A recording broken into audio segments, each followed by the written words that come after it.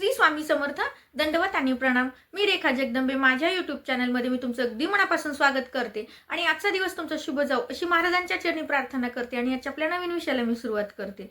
तर मैत्रिणींनो, मार्गशीर्ष महिन्यातल्या गुरुवारच्या व्रताला बऱ्याचशा बंधू भगिनींनी सुरुवात केलेलीच आहे. म्हणजे पहिले 2 मार्गशीर्ष गुरुवारचं व्रत आपलं झालेलं आहे आणि या निश्चितच सगळ्यांनी वेगवेगळ्या सेवा सुद्धा केलेल्या आहेत. मग आता मार्गशीर्ष महिन्यामध्ये लक्ष्मी प्राप्तीसाठी अखंड लक्ष्मी आपल्या घरात राहावी, अष्टलक्ष्मी आपल्यावरती प्रसन्न राहावी, यासाठी सगळ्यांनी पहिल्या 2 गुरुवारी वेगवेगळ्या सेवा केलेल्याच असतील. त्या वेगवेगळ्या सेवेमध्ये श्री सुक्तम असो किंवा महालक्ष्मी अष्टकमचं पठण असो किंवा महालक्ष्मीच्या मंत्राचा मंत्र जप असो, म्हणजे अशा विविध सेवा आपण केलेल्याच आहेत. परंतु मार्गशीर्ष महिन्याच्या 3ऱ्या गुरुवारी म्हणजेच 11 डिसेंबर 2025 रोजी आपला 3रा मार्गशीर्ष गुरुवार आहे. तर ह्या दिवशी आपल्याला माता लक्ष्मीची एक सेवा करावयाची आहे. तर ती सेवा कोणती आणि ती कशासाठी करायची? तर अष्टलक्ष्मी आपल्यावरती प्रसन्न राहाव्यात आणि अष्टलक्ष्मींचा वास आपल्या घरात राहावा, यासाठी आपल्याला ही सेवा करावयाची आहे.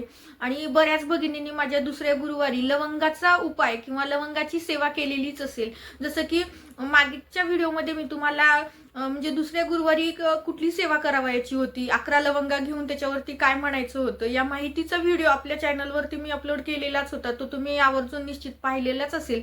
जर पाहिला नसेल तर निश्चित पाहून घ्या, कारण माता लक्ष्मीची सेवा ही वर्षभरात तुम्ही कधीही केली तरी चालते. परंतु आपल्याला मार्गशीर्ष महिन्यामध्ये अनन्य साधारण फळ देणारी ही सेवा होती. मग तुम्ही जर केलेली नसेल तर तुम्ही 3ऱ्या किंवा 4थ्या गुरुवारी, म्हणजे मला जर काही अडचण आलेली असेल, पहिल्या किंवा 2ऱ्या गुरुवारी तुमच्याकडनं काही सेवा झालेल्या नसतील किंवा 2ऱ्या गुरुवारचा लवंगाचा उपाय किंवा ही सेवा जर तुमच्याकडून झालेली नसेल, तर अशा वेळेस तुम्ही 3ऱ्या गुरुवारी किंवा 4थ्या गुरुवारी केली तरीही चालते. तर निश्चित तुम्ही केली नसेल तर करून घ्या. तर 3ऱ्या गुरुवारी आपल्याला सेवा करावयाची आहे. तर ती सेवा केल्याने आपल्या घरामध्ये अष्टलक्ष्मी आपल्यावरती प्रसन्न राहतात. मग आता लक्ष्मी म्हटलं की पैशाच्या स्वरूपातली लक्ष्मी नाही, तर धान्य लक्ष्मी, संतान लक्ष्मी, ऐश्वर्य लक्ष्मी, ह्या ज्या सगळ्या 8 प्रकारच्या लक्ष्मी आहेत, तर त्या 8 प्रकारच्या लक्ष्मी आपल्यावरती प्रसन्न राहाव्यात, आपल्या घरात राहाव्यात, यासाठी आपल्याला ही सेवा करावयाची आहे. तर ती सेवा आहे आपल्याला एका गोष्टीचं अर्चन माता लक्ष्मीवरती करायचं आहे. तर ते कोणत्या गोष्टीचं अर्चन करायचं की ज्यामुळे माता लक्ष्मी आपल्यावरती नित्य प्रसन्न राहते? तुमच्याकडे जर मूर्ती असेल तर निश्चितच तुम्हाला म्हणजे पंचामृताने स्नान घालून माता लक्ष्मीला ही सेवा तुम्हाला करता येते. परंतु ज्यांच्याकडे लक्ष्मी नाही किंवा लक्ष्मीची मूर्ती नाही, तर अशा माझ्या भगिनींनी म्हणजे फोटो जर असेल तर निश्चित त्या फोटोवरती आपल्याला फुलाने थोडंसं पाणी शिंपडायचंय किंवा तुम्ही पंचामृत शिंपडा, ते पुसून घ्या, नंतर पाणी शिंपडा. म्हणजे तुम्हाला मूर्ती असेल तर अभिषेक करता येतो, परंतु मूर्ती नसेल तर अभिषेक करता येत नाही, किंवा मातीची मूर्ती असेल तर अशा वेळेस अभिषेक करता येत नाही. तर त्यावेळेस थोडंसं पाणी त्याच्यावरती शिंपडाव करायचंय आणि आपल्याला ही सेवा करावयाची आहे. जर तुमच्याकडे कुठली पण म्हणजे माता लक्ष्मीची चांदीची, पितळेची या कुठल्याही मूर्ती नाहीत, तर अशा वेळेस तुम्ही फोटोवरती ही सेवा करा. जर तुमच्याकडे फोटो सुद्धा नसेल, जर तुमच्याकडे श्रीयंत्र असेल तर त्या श्रीयंत्रावरती तुम्ही ही सेवा करा.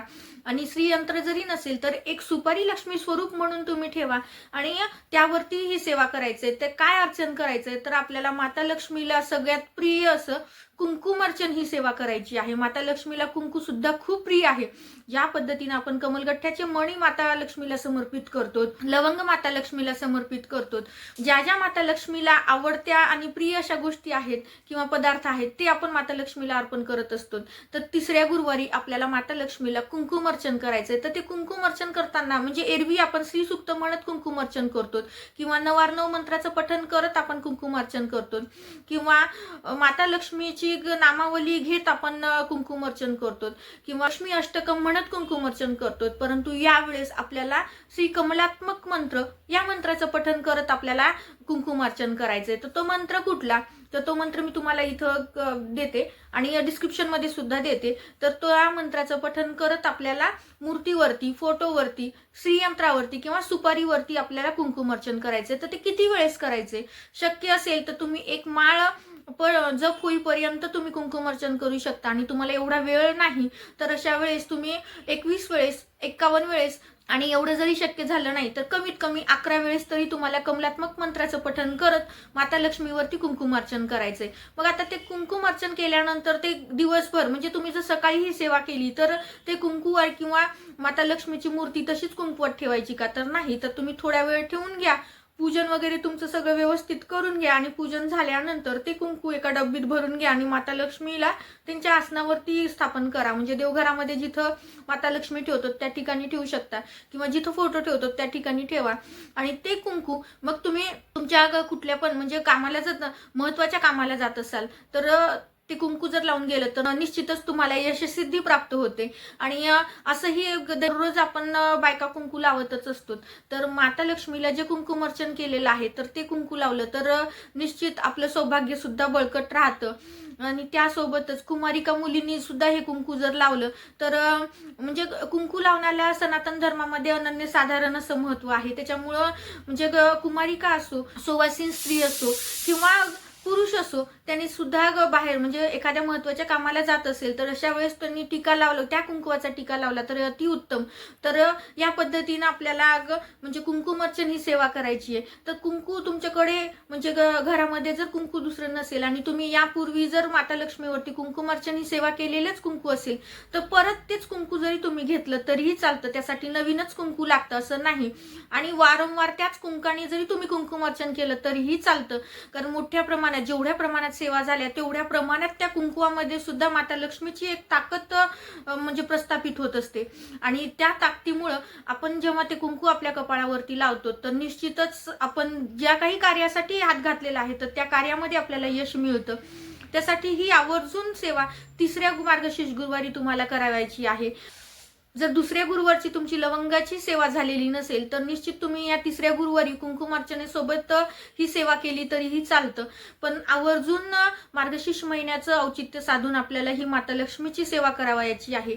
त्यासोबतच आपल्याला 3ऱ्या मार्गशीर्ष गुरुवारी नाही, तुम्ही 12 महिने जरी ही सेवा केली तरी अतिउत्तम, कारण माता लक्ष्मीला लवंग खूप प्रिय आहे। आणि ह्या लवंग तर आपण माता लक्ष्मीला अर्चन करतो, म्हणजे ज्या पद्धतीनं कुंकुम अर्चन करतो त्याच पद्धतीने आपण लवंग सुद्धा अर्चन करत असतो। त्यासोबतच म्हणजे आपल्याला हा पण एक उपाय करायचा आहे, संध्याकाळी आपल्याला 2 लवंगा आणि 2 आरती कापुराच्या वड्या माता लक्ष्मी समोर प्रज्वलित करायच्यात आणि त्या पूर्ण जळेपर्यंत म्हणजे त्या पूर्ण त्याचं ज्वलन होईपर्यंत आपल्याला माता लक्ष्मीच्या मंत्राचा जप करायचा आहे। मग तुम्ही माता लक्ष्मीचा बीजमंत्र म्हणा किंवा ओम ऐं श्रीं महालक्ष्मी नमः या मंत्राचा जप केला तरी चालतो, परंतु अखंड त्या 2 लवंग आणि 2 आरती कापूर पूर्ण म्हणजे ते जळेपर्यंत आपल्याला एक म्हणजे जेवढा वेळ लागेल तेवढा वेळ आपल्याला जप करायचा आहे, की जेणेकरून एक सकारात्मकता आपल्या घरामध्ये येते।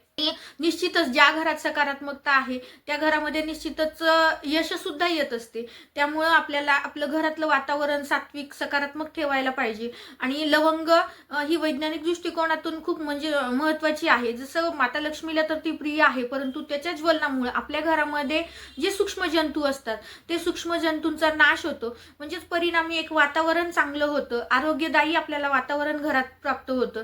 त्यामुळे आपल्याला आरती कापूर आणि लवंग या दोघांचं ज्वलन करायचंय, म्हणजे धार्मिक कारणासोबत म्हणजे आध्यात्मिक कारणासोबत आपल्याला ह्याचं वैज्ञानिक सुद्धा महत्व आहे। त्यामुळे लवंग आणि आरती कापूर हे दोन्ही एकत्रित करून जाळल्यामुळं जो घरामध्ये धूर तयार होतो त्या धुरामुळे जे सूक्ष्म जंतू असतात त्या सूक्ष्म जंतूंचा नाश होतो, परिणामी आपल्या घरामध्ये एक सात्विकता निर्माण होते। कारण जिथं जंतूंचा प्रादुर्भाव नाही तिथं वातावरण चांगलं असतं, म्हणजे आरोग्यदायी वातावरण असतं। निश्चित जिथं आरोग्य आहे तिथे सगळ्या कामाला यशस्सिद्धी प्राप्त होते, कारण आरोग्य चांगलं नसेल तर आपण कुठेही काही म्हणजे कुठलेही काम करायला गेलो तरी आपल्याला ते करावंसं वाटत नाही, म्हणजे एक सात्विक वातावरण नसतं। त्याच्यामुळं जेव्हा आपल्याला आरोग्य प्राप्त होतं तर त्यावेळेस आपण कुठलंही काम म्हणजे आनंदाने करू शकतो, उत्साह त्या कामामध्ये दाखवतो, तर परिणामी ते काम चांगलं होणारच। म्हणून आपलं घर सुद्धा एक जंतुविरहित असं बनतं। त्यामुळे आपण ह्या 2 गोष्टीचं ज्वलन आपल्याला संध्याकाळी करायचंय। 12 महिने तुम्ही केलं तरी अतिउत्तम, कारण आरती कापूर आणि लवंग याच्या ज्वलनामुळे आपल्या सभोवतालचं सगळ्या सूक्ष्म जंतूंचा नाश होतो आणि अध्यात्मासोबत आपले वैज्ञानिक महत्व सुद्धा या गोष्टींना आहे। त्यामुळे ह्या गोष्टींचा विचार करून एक अध्यात्मासोबत वैज्ञानिक जोड पण आहे, म्हणून तरी आपण ही सेवा आवर्जून करावी, की जेणेकरून आपल्या घरामध्ये एक सात्विकता एक आरोग्यदायी वातावरण तयार होतं आणि निश्चितच अशा घरामध्ये घरामध्ये माता लक्ष्मी अखंड निवास करते. तर आवर्जून मार्गशीर्ष महिन्याचं औचित्य साधून गुरुवारी ही सेवा करा. तर निश्चित अष्टलक्ष्मी तुमच्यावरती प्रसन्न राहतील. अष्टलक्ष्मी तुमच्या घरामध्ये नित्यवासासाठी राहतील. काही दिवसांचं औचित्य साधून तरी कमीत कमी ह्या सेवा कराव्यात. वर्षभर भलं आपल्याला करणं होत नाही, परंतु ह्या दिवसांचं औचित्य साधून जर सेवा केल्या तर निश्चितच त्या फलदायी ठरतात. दिलेली माहिती साधी सोपीच आहे, परंतु मला ती तुमच्याशी शेअर करावीशी वाटली. आवडली असेल तर लाईक करा, शेअर करा. आपल्या चॅनलवरती नवीन असाल तर चॅनलला सबस्क्राईब करायला मात्र विसरू नका. अशाच एका नवीन व्हिडिओसोबत, अशाच एका नवीन माहितीसोबत पुन्हा भेटूया. झालेली सेवा महाराजांच्या चरणी रुजू करते आणि हा व्हिडिओ मी इथेच थांबवते. श्री स्वामी समर्थ. दंडवत आणि प्रणाम.